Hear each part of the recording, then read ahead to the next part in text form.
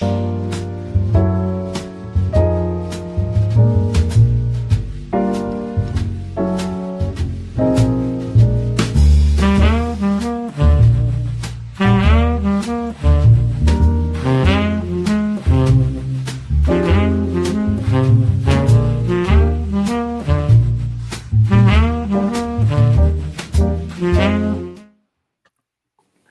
afternoon. My name is Dr. Vibert Issa White, and you're now listening to the Muslim Street. I'm the host for today's program. On the air with me, we have none other than Brother Art Mobley, who is a tremendous journalist and founding member of the National Black Media Coalition. We have Lance Gerv, who is our technician and engineer all the way from Accra. And we have the one and only Malik Aziz, who lives in Florida, but he is really a Chicago kid. We're so happy to have you here tonight and today, or wherever you may be, whatever time that may be in your zone. Today, we have a tremendous show, and we're going to have a tremendous discussion. Today, we're speaking on the state of Black America, all right? And where do we go from here? In the past several days, throughout the national media, people have been talking about issues that the Black community, the Voting Rights Act is being challenged. Issues of gerrymandering is taking Black power away. But there are so many things that we have to look at besides the Voting Rights Act and the Civil Rights Act. What do you mean by that? Well, first of all, we have to understand that African Americans are the oldest minority group in the United States. The oldest minority group. Now, what do you mean that? What about Native Americans? Sure, when they're not the oldest in that manner, because they are original members of this society, North America. So I don't include them because we came from the outside.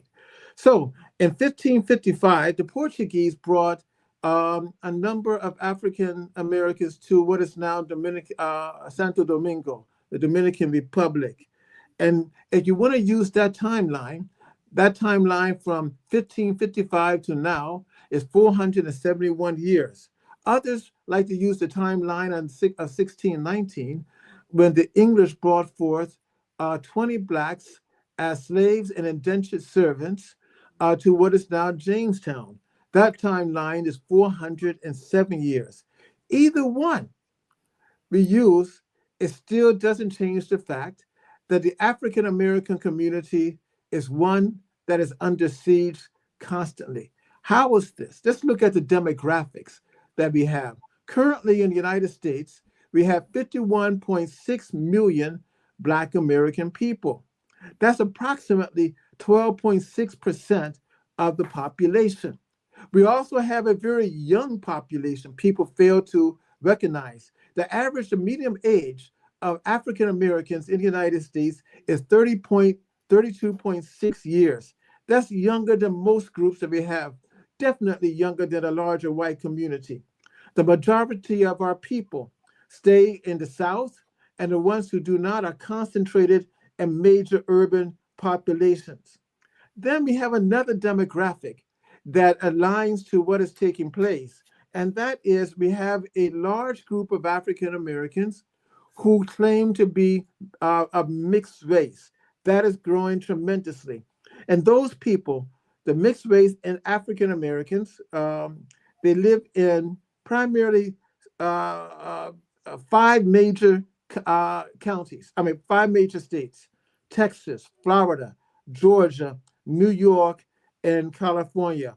The highest concentrations of African American people in the cities are in places like Houston, Atlanta, Washington, Chicago, DC. And also what's interesting about our demographic, people like to say that we are uneducated. Well, let's look at this. 89% of Blacks over the age of 25 have a high school diploma or a higher degree. Let's look at it again. While the majority of our people speak English, we have over 6% that speak Spanish, and we have over 5% that speak French. Occupations. 31% of the African American people work in places as management, business, science, and arts. So what does all of this mean? Why am I going this way? While we have all of this, why is it, it seems, that African Americans are still fourth tier minority members in this society? What do you mean, fourth tier minority members? One, the wage gap is tremendous between blacks and whites. What else? In reference to the wage gap, um, the average white American household is worth over $300,000. The average African American household is worth a paltry $41,000. That's a tremendous wealth gap. What else? We have a high rate of unemployment. Even though I talked about our education and where we're going and employment, we have Black unemployment right now in the United States is 10.3%. Black male unemployment is over 11%. Black women unemployment is around 5%. All right. And Black teenagers unemployment. And I'm also including young people around 20 years old who's going to college. It is a staggering 22% unemployment rate. So while we have a lot of things going for ourselves, it still seems that we're not making any movement. To make the matters worse, 42%, 42% of all prisoners in the correctional institutions in the United States are African Americans. What does that mean? It means that 1 out of every 3 Black men will be jailed at least sometime in their lifetime. That is unheard of. And along with that, we have that 22% of Blacks are more likely than whites to have a negative relationship with the police. That is, we are constantly under police brutality and harassment. So these are the stakes. If this is accurate, and I'm sure it is, because I did the research, I'm a historian. The issue is that where do we go from here? What do we do? How do we change this course? And the person that can answer this and have a good perspective of this, who's been following this issue for over 25 years at least, and I say that conservatively, and that is Arthur Mobley. Well, brother, I appreciate the... We don't hear you. You don't hear me? Can you hear me, Lance? We seem to be having a little bit of problems hearing Brother Arthur. I think he is on mute. I'm plugged in, and I'm live. Can you hear me there, Lance? Maybe Lance can find something. I hope the audience can hear him, because I cannot hear him at all. Okay, I will try to go ahead, because I think everybody else can hear me except you. But thank you again for your introduction. And I really didn't want to focus on... Okay, we can hear you, brother. I can't hear him. Yeah. Okay. Well, Viper can't hear me. Brother White, if you can just sign off and sign back on, maybe. Okay. All right then. All right. Yes, sir. Okay. Let him. Yeah, go ahead, Brother Art. All right. While he does that, we can carry on here. We were talking last week about some of the things that African Americans have done in this country to try and organize. We haven't been organized in this country for a long time. We used to say the revolution will not be televised. Well, I'm here to tell you today that the revolution will be streamed. It is going to be streamed, and we're going to be in it. And it's going to be happening very quickly, coming to you, right. Your community very soon. We have and when I say revolution, I don't mean that we're going to be in the streets fighting and shooting and doing those things that really constitute the change that revolution means. But we're going to be doing the things that constitute what revolution means. We are going to be changing this culture and changing this country. A lot of complaints from a lot of other groups have been flowing in, talking about Black people are not joined the struggle contemporarily and have not gone out with the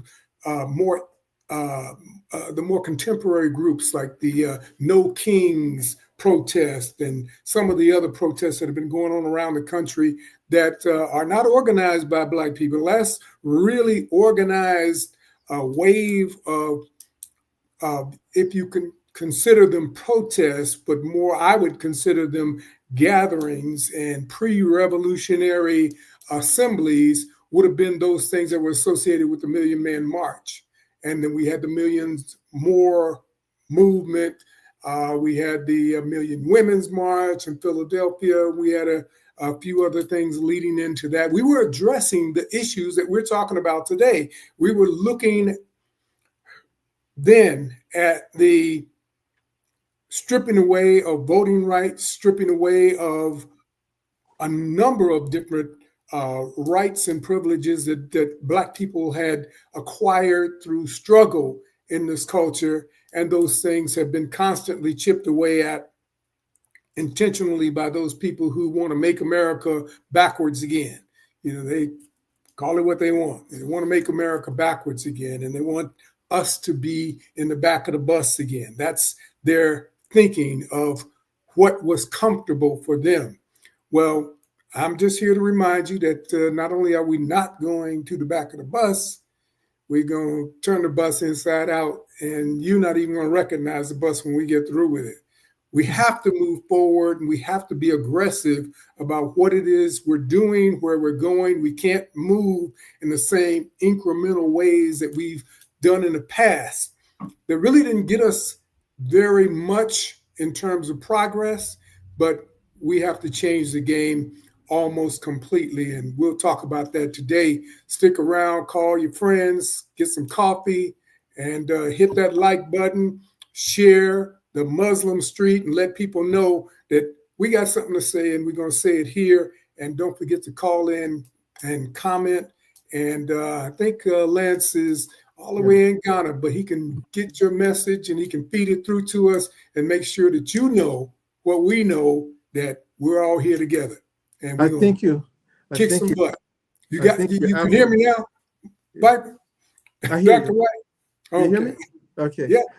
Yeah. I think you're absolutely right, Brother Arth, that, the time now is revolution, and how we're going to frame it. Typically when we talked about revolution in the past, we talked about like we're going to hit the streets, it's going to be a gangbang type of war type of thing. But when we're talking about revolution, we have to look at the pressing issues that we have now that is calling for a change of thought and an aggressive moment. For example, right now in the United States, we have a homeless problem, right? 48% of all American homelessness are African American people. We have something like 9 to 10 million people in this country who are who are homeless. And check this out: 83% of the young people, the children who are homeless, are African American. That calls for a change. That calls for revolutionary action. What else is something that is very interesting and sad about this is that we have a case whereby the wealth gap, as I said, is terrible.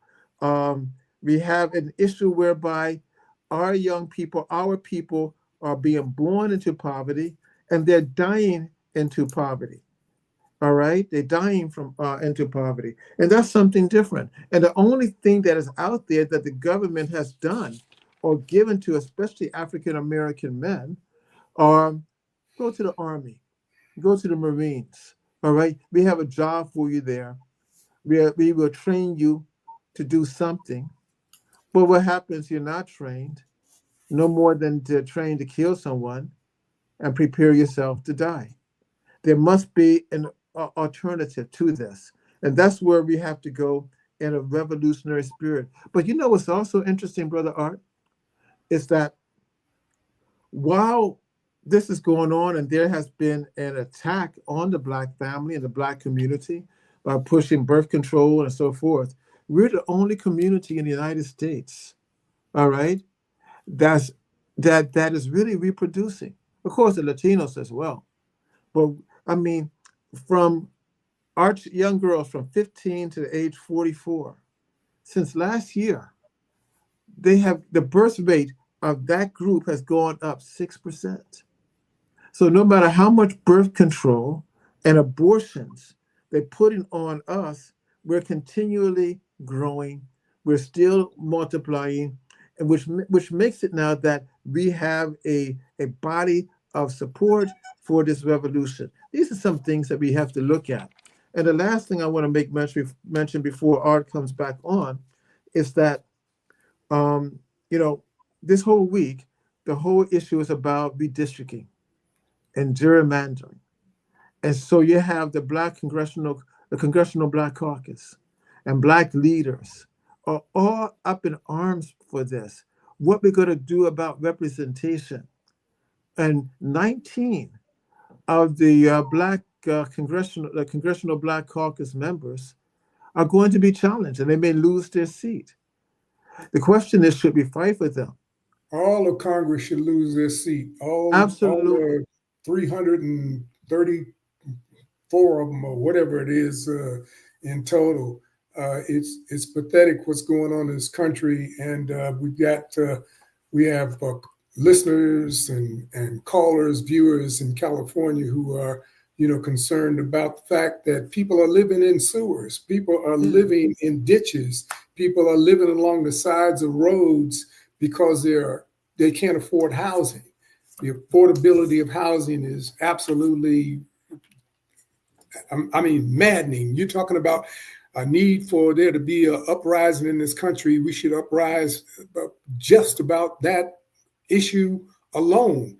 Affordable housing has gotten so bad that you look at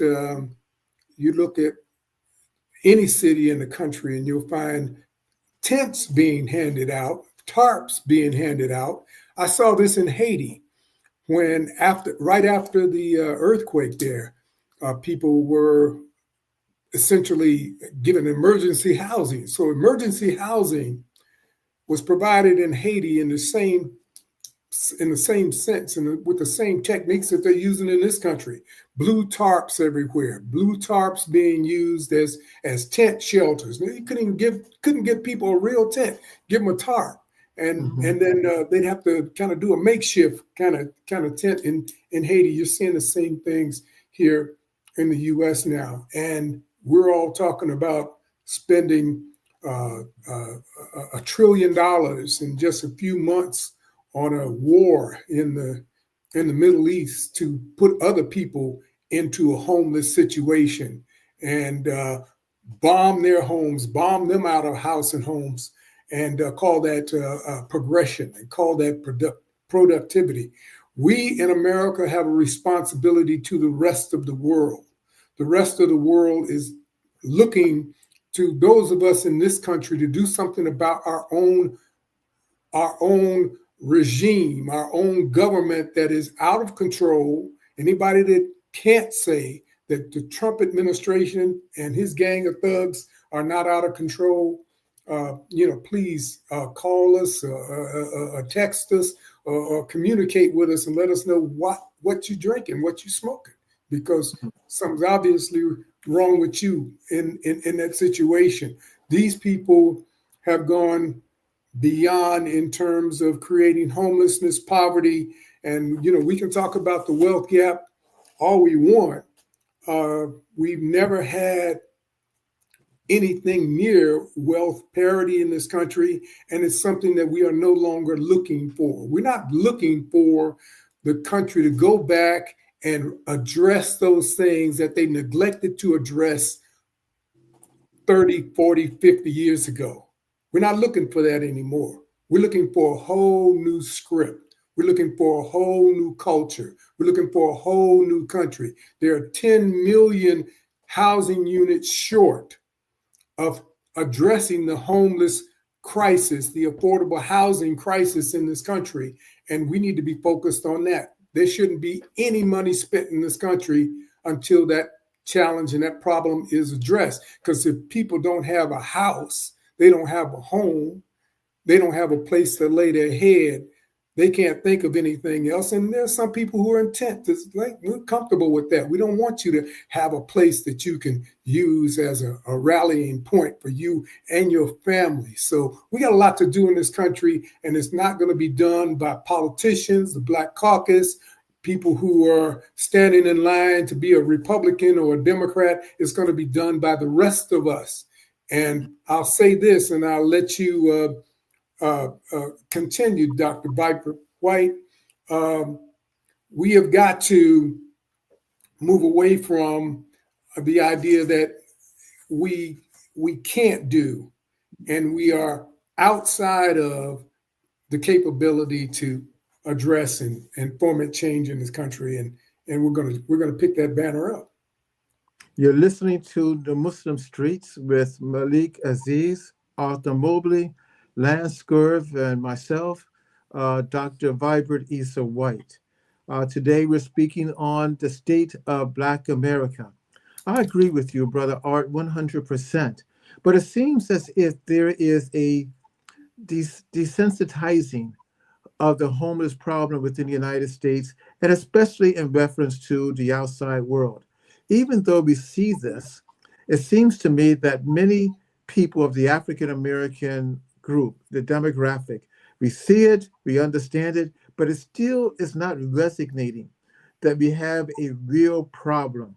They're still more involved in the political arguments of either the Republican or the Democratic parties, and that they're representing their interest. How do we change this? Because this is devastating. I mean, we don't see the our connection of the homeless people in Denver is also connected to people being homeless in Gaza. That's also connected to people being homeless in the Sudan. We don't seem to be able to put these things together. Or in Chicago, or in LA, or in Phoenix, right. or in Seattle, Washington, for that matter. It is connected. It's a connected issue. What's happening in the U.S. is a intense form of capitalism. I mean, you have capitalism in China. China considers itself a capitalist country, but they're going to be better capitalists than the capitalists here.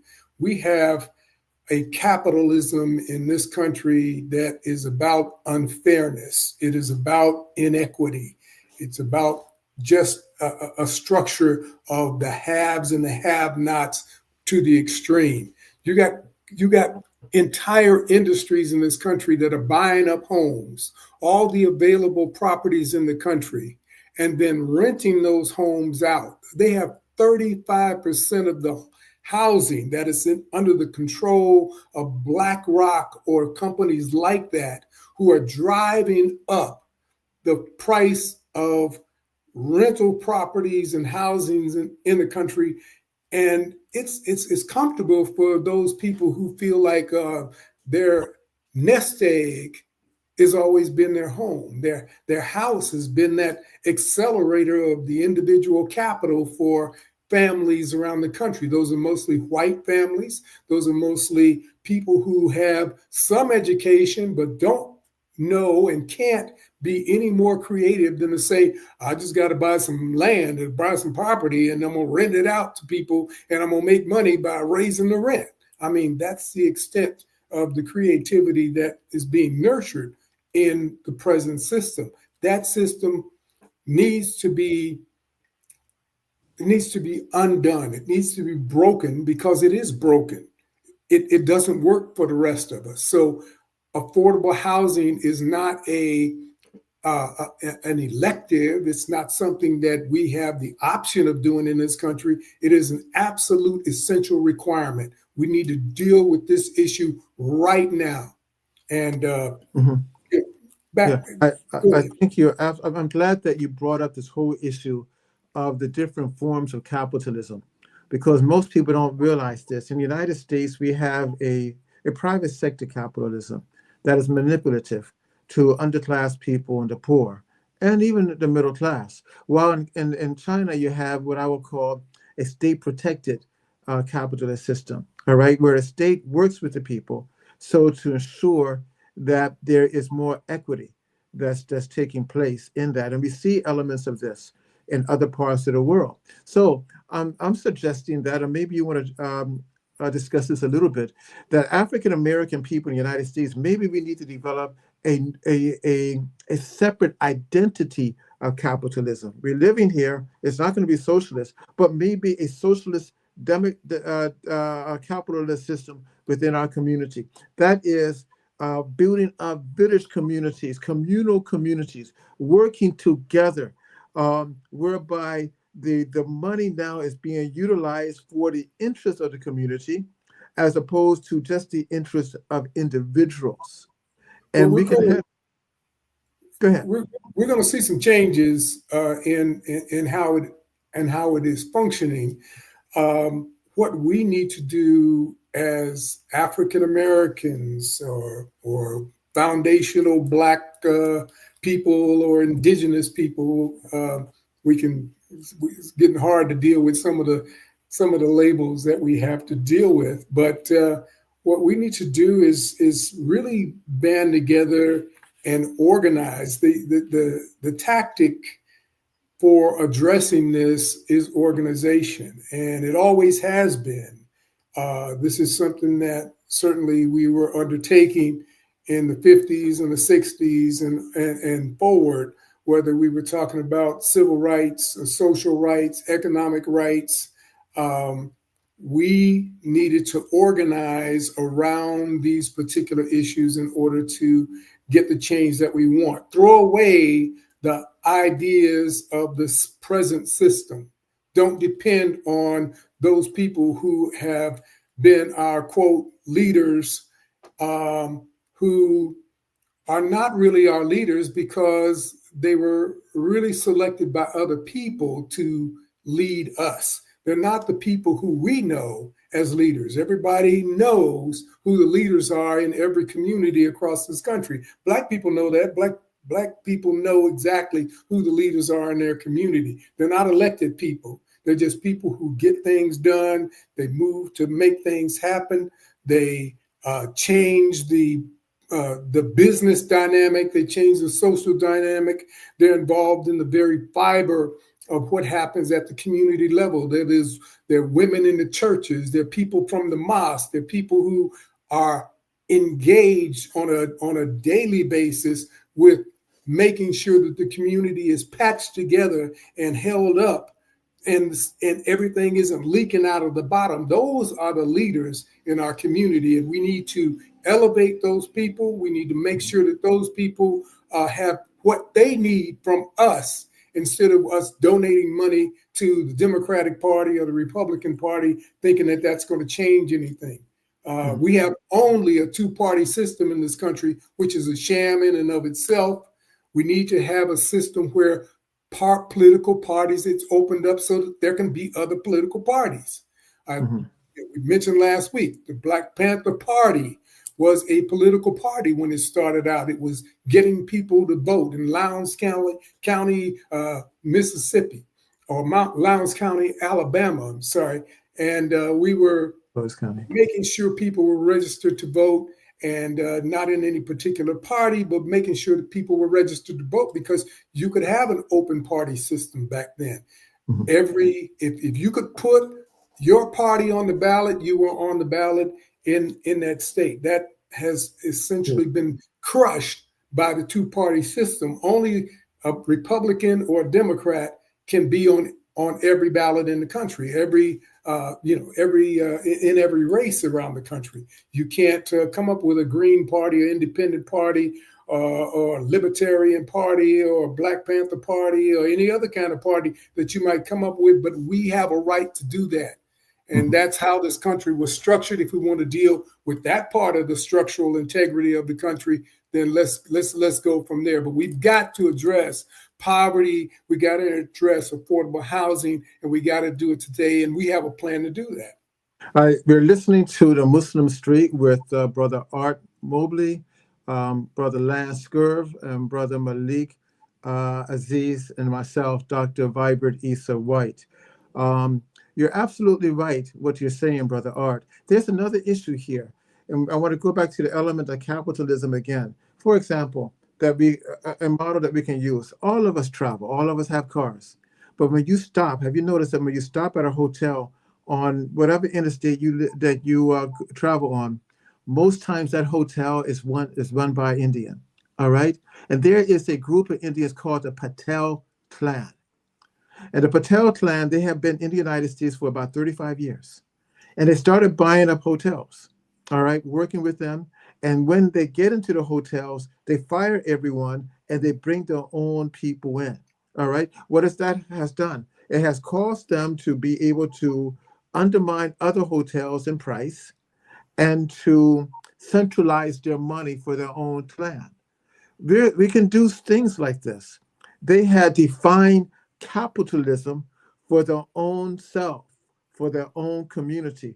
Now, going back to the Black Panther Party in Mississippi, as different than today, it appears that at that time, there was a desperation of African American people saying, we got to do it or our lives are at stake. We will die. There was a desperation. It doesn't seem right now that African Americans as a group have that destination, that desperation. They still seem as if that they really want to be part of one party or another. When you bring forth the concept of multi-party system, the first thing that comes out of their mind, out of their mouth, we can't do it. The Republicans will not allow it. The Democrats won't allow it. And so we get settled. They're not going to allow it, but you can fight for it. Myself, I've been kicked out of the Democratic Party, kicked out of the Republican Party, because I found that both of them are one and the same. But you have a number. You got to show up with your people. You got to show up with your people, brother. You can't just go in there alone and expect that you can change it personally. We have to understand that,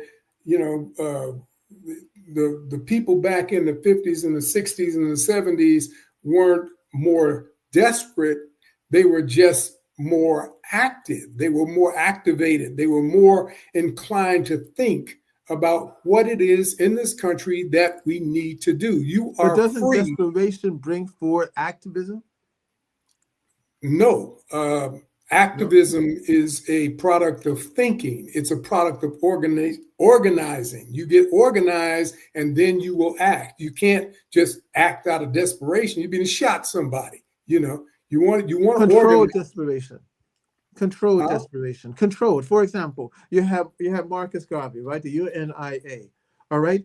He saw that African people all over the world were in a dire strait. So he organized in a because of desperation to survive, to create a body that would be protective of African people in the United States, in the Caribbean, in Africa, throughout Latin America. That's desperation, controlled desperation, because if you don't do anything, then you still allow the oppressor to run roughshod over you.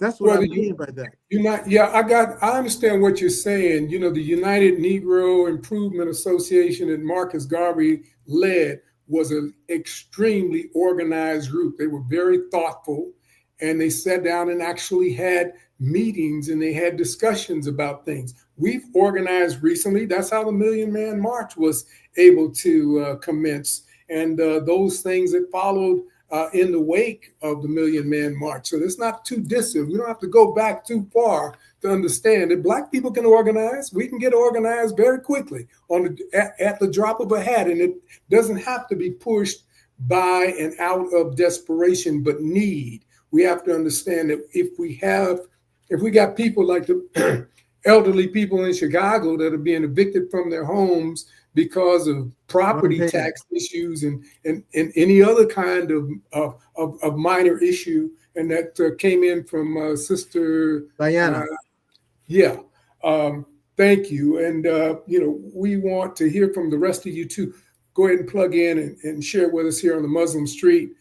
Don't forget to like and subscribe and follow, and make sure that if you got some extra coins in your pocket, you send them to the Scurv. Lance Scurv will put that information up so that we can get some semblance of funding. That's part of the organization. This is organization right here.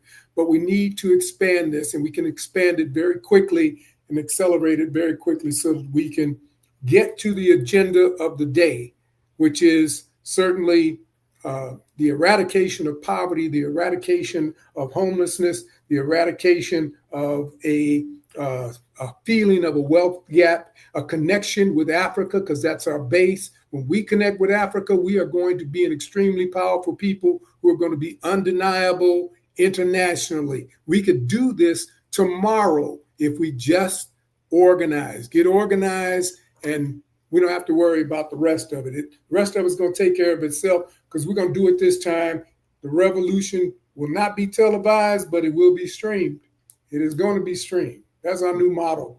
I want to go back to Sister Diane. I mean, she is absolutely right that Black seniors throughout the country are losing their homes because of property not paying property taxes.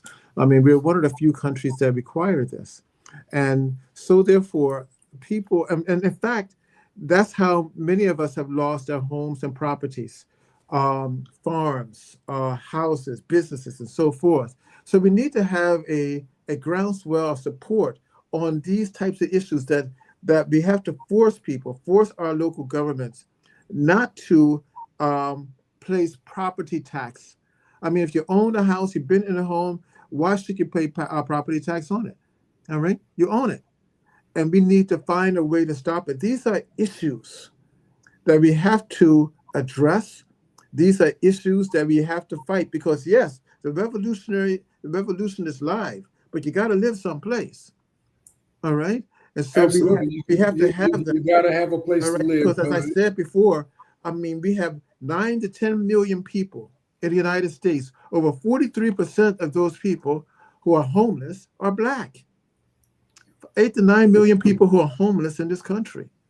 We just spent this past week money, billions of dollars to essentially bomb Iran, bomb people out of homes, bomb civilian areas, to eliminate housing, destroy housing, apartment buildings and structures so that there would be a bunch of homeless people there.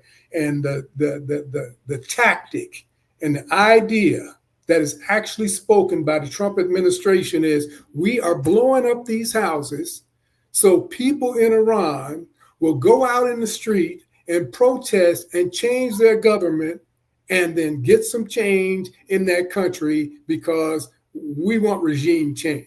This is their rationale for doing this. Meanwhile, you got people in this country who are out of their homes, who are losing their homes. And the shame and the insult of this kind of thinking and this kind of spending of the same tax dollars that we could use to abate those tax problems that you're talking about, property taxes and otherwise, could solve those challenges instantly if there was a mind to point those issues out and solve them. And that's where we need to be. I want to just quickly dodge to what we did after Katrina. After Katrina, there were 200,000 homes that were destroyed just in New Orleans alone. They were moved off their foundations. The foundations were cracked. They needed to be scrapped and rebuilt from the ground up. 200,000 homes just in the city of New Orleans. Do you know, here it is, how many years later? 20 years? A little more than 20 years later, that they still have more than 100,000 of those homes that have yet to be rebuilt or replaced or allowing for those people to come back. New Orleans went from a blue state before Katrina to a red state after Katrina, just because of the people who left and the voters who left. And these weren't just uneducated people or poor people. These were doctors and lawyers and people who were teachers and pillars of their community who were flooded out during Katrina. We don't remember who those people were, but they could sustain housing. And if those homes were allowed to be rebuilt in that area. That's just one city. That's just one situation. That's just one catastrophe that we've gone through in the last 20 years that illustrates what the problem is. And then you look at what the need becomes because nobody addresses the problem. You do this through organization. You don't get desperate and start doing whatever desperation makes you do, but you sit down and you organize and you think through what needs to be done. What we are about doing in the New Orleans area is fulfilling and building those missing homes that are there so that people can come back. Those are going to be and are affordable homes. And so we're using specialized building materials, but we're also creating a system that takes that housing, that new housing, outside of the banking system so that not only is it owned by a cooperative in the community, but people who are in those homes and who are going to be homeowners in that area are protected from a system that locks in. You cannot sell your home to the banking system. You have to sell it to the system that you're in. You have to sell it to the structure that holds your mortgage, and your mortgage can be paid off in a very short time. And I'm just telling you, there are solutions to what we are dealing with in this country if we just open our minds, sit down and organize and address the problems. I want to make mention, though, that this is not a red state versus a blue state thing. This is not a Trump versus a Biden thing. Both parties utilize the same formula, the same MO to undermine governments overseas, all right, to cause tension and regime change. We saw that in Libya. We saw that in Iran, Iraq. We've seen it throughout the African world. We've seen it in Venezuela. We've seen it all over. It is a Democrat, Republican thing, establishment working together. In reference to the homeless issues here, yes, there are plenty of solutions that we can do, but we have to get the people to think. For example, in every city that you go to, if it's New Orleans, if it's New York, if it's Chicago, or Orlando, where I am, you have vacant malls, you have vacant factories, all right? Those can be utilized into building and redeveloping small living spaces. We see this taking place in Toronto and throughout other parts of Canada, as well as in Portugal and some other cities and states in Western Europe. We can do those things like that, and they can be done very, very cheaply. Again, it takes the activism and the people who, as you say, who are thinkers, to put this plan together and to give it. Because if we turn these malls into living spaces, it can be done very, very, very cheaply. Now, I think there was a brother who made a question, and the question he talked about was the Million Man March. I think he was suggesting that there should be another Million Man March to bring these issues to the forefront. And I would like to tell him that's a great idea, but the only difference between the Million Man March of 1995 and 2005 and 2015 is that we had the dynamic leadership, and we had a core group of people who was able to bring individuals and thinkers together to create a policy and a plan, and that they can work under one umbrella. I don't know if we still have that. That's something that Art may want to look at, or Lance, or Malik even. What is this on what's coming up? What you should know? Well, this Mandami in New York, and talking about deed theft prevention and how predatory housing efforts are going on, and they continue because nobody's watching the hen house. Nobody's watching for the foxes. But the foxes and the wolves and the coyotes are out, and they're wreaking havoc. And they're doing this under the cover of these foreign wars and a Trump administration and his is just neglect, not wanting to deal with the Epstein issues and all of the things that are also exploitive, but they're going on. These things are going on under and on the watch of each and every person listening today, everybody in this country today. It's your fault. It is your charge to make this change. This is your time. This is your culture. This is your country. When we were moving and active in the 60s to foment the civil rights movement, the Black Power movement, to really force and address change of these kinds of issues, we did so because we knew that, yeah, we were going to take some lumps. We were going to get some dogs suck on us. We were going to get pounded by police. We were going to get legally lynched, and otherwise we knew those things were going to happen. But if you feel that your cowardice is going to ultimately win something for your children, you really don't have, as Dr. King said, a man who is not willing to die is not fit to live. If you don't have something for which you are ready to die for, you should not even be here. You shouldn't even be on the planet. That was not only the philosophy then, it's not changed. It's the philosophy, it's the idea now. It is what should drive and motivate you today. We have to change this for our children, for our grandchildren. What is meant by having control of your destiny is when you can say, I know what my children are going to do, but I also know what my grandchildren are going to do. I know what life is going to be like for them.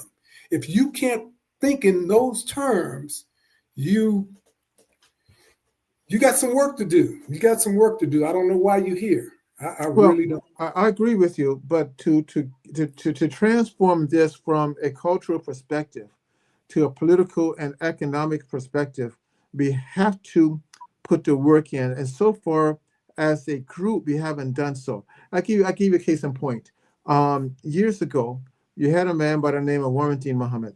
He tried to create a community, I think it was in Alabama or Mississippi, called New Medina. So many hundreds of acres of land, built homes, but right now it's basically dead. Then we had another brother. I can't remember his name. He's a religious person as well. They put him in jail. I think it's Dr. York. And he tried to create communities as well. Then we had a person as far back as the 1920s, a sister by the name of Laura Ador Kofi, a lady that I wrote about from Ghana. And she tried to create communities of Black development and villages in northern Florida, in the area of Jacksonville. One time she had over 50,000 members. But Yep. these communities did not pass the time. They were not able to challenge the time. So what we need to do? Why can't these communities continue past 5, 10, or 15 years? Why do all of them begin to just kind of fade out Because and fall into the history? They don't just fade out, Dr. White. There are things going on all across this country, and I've mentioned a couple of them today that you are not going to know about. They are not going to do news stories about. They're not going to be on 60 Minutes. You're not going to hear about them. Because you don't hear about them, you think that nothing is going on. So when groups or individuals pop up and they've got projects like you mentioned, Wardima Hamid's programs and Mr. York's programs, these are isolated ideas that should have more attention and should be celebrated more, so that everyone across the communities and everyone across the country can realize that, yes, this can be done. We can change things in this country. Ibrahim Traoré is doing remarkable things in Burkina Faso, and he's got his head to the grindstone there. He is doing for Black people what needs to be done to make sure that resources in the African continent are used for the fulfillment of the vision of what African people want and what African people need.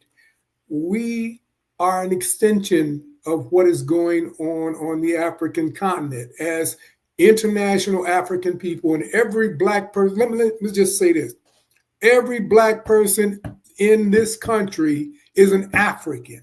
You are an African whether you got here contemporarily as a visitor. You are African whether you got here on a slave ship. You are African even though you came as earlier with Mansa Musa's brother, and you came in the 13th century before Europeans ever came here, or you came before that because you came across the Atlantic Ocean and you were a part of a migration to the New World where Africans were the first people who populated this part of the world as well. There were no people here when your people got here and they came across the water from Africa. If you want to do some anthropological research and you want to understand how we got here, we were here first. And that's why you have, and this we're talking about tens of thousands of years ago. This is why pyramids that are built in Mexico and Peru and in Mississippi and other places throughout North and South America, that's how those things got here. Your people built them. Your people those were African people. Now, you can call them whatever you want. You can call them Olmecs. You can call them any number of other names that are in that historic context, but that's where you came from. So you were the indigenous people. You are the indigenous people. You have a right to say that, but make sure you understand that that's still tied back to Africa because that's where we came from. But I'm saying more contemporarily, and to bring this back up to where we are today, we need to look back to Africa. We need to understand that African people still have the solutions that we need to operate as Black people around the world, as African people around the world, and those things can benefit us. Africa is our base. Africa is our home, and Africa is where we're going to continue to draw our strength from. We can draw strength from America because it's ours too. Nobody can tell you that you don't belong here or you're not indigenous to this country. Don't let people tell you that. But you have to understand why that statement can't be made in your face. And I just gave it to you. I think that this is the Muslim Street with Dr. Vibrant Issa White, Brother Art Mobley, Lance Gerv, and Malik Aziz. Today's topic is the state of Black America. Where do we go? I think now is the time to kind of reflect on that topic since we're getting close to the end of our show. I believe, Art, that right now the state of Black America is a disjointed field. We're on the verge of going nowhere or going somewhere. Right now, we are a fourth-tier minority. We are behind light-skinned Latinos.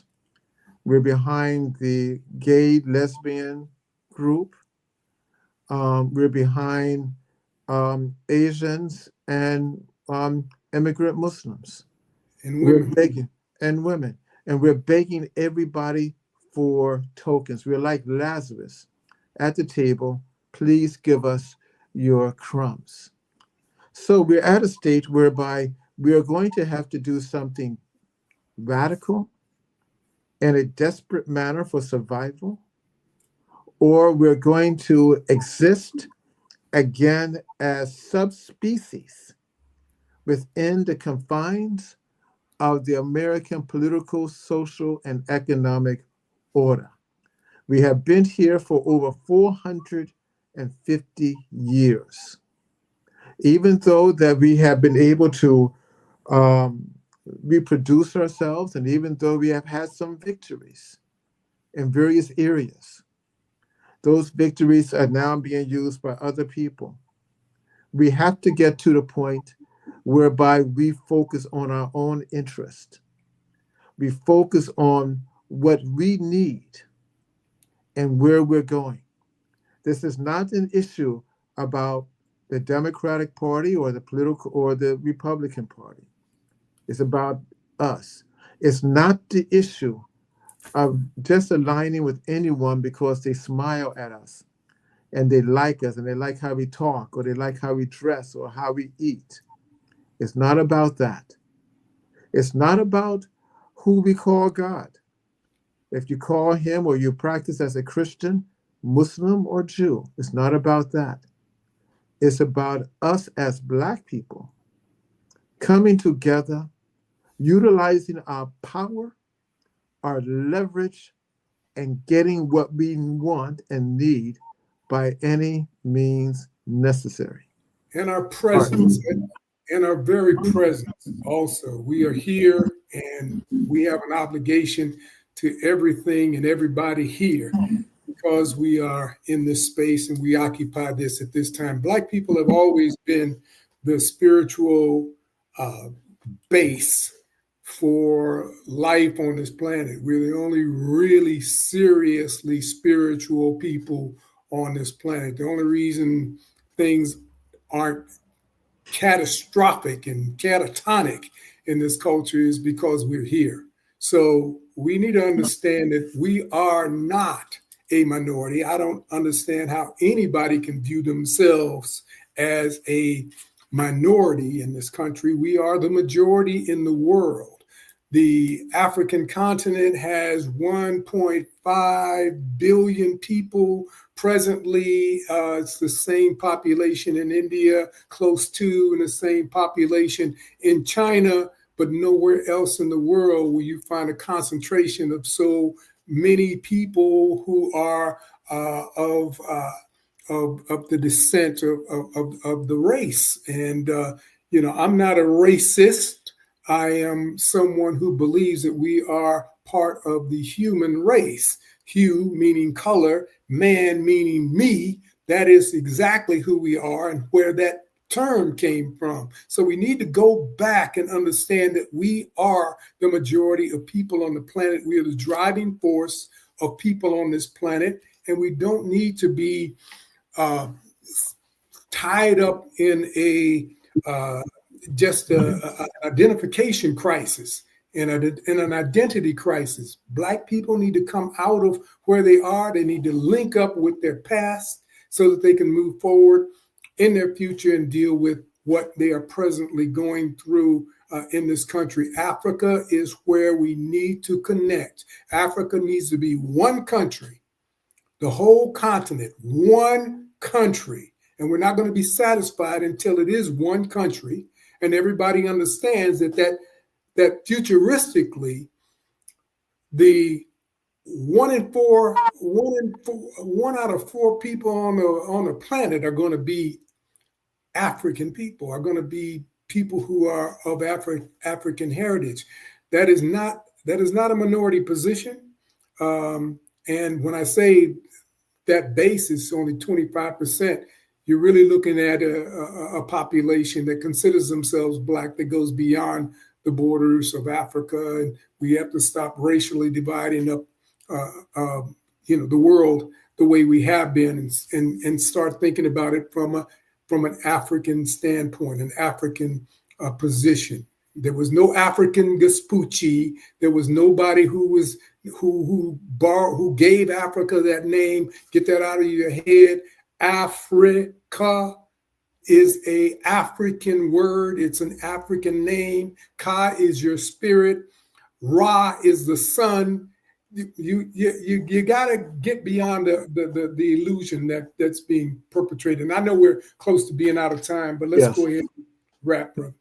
Yes, I mean, well said, Brother Art. And I just want to include that let us not forget about Central and South America and the Caribbean, whereby we have millions of Black people, some of the greatest and largest Black cities on earth are in places like Colón, Panama, Puerto Limón, Costa Rica, Bahia. You know what, brother? Those are African Americans too. They are Africans who live in the Americas. That's right. So let us not forget about that. You've been listening to the Muslim Street with Brother Arthur Mobley, myself, Dr. Vibert Issa White.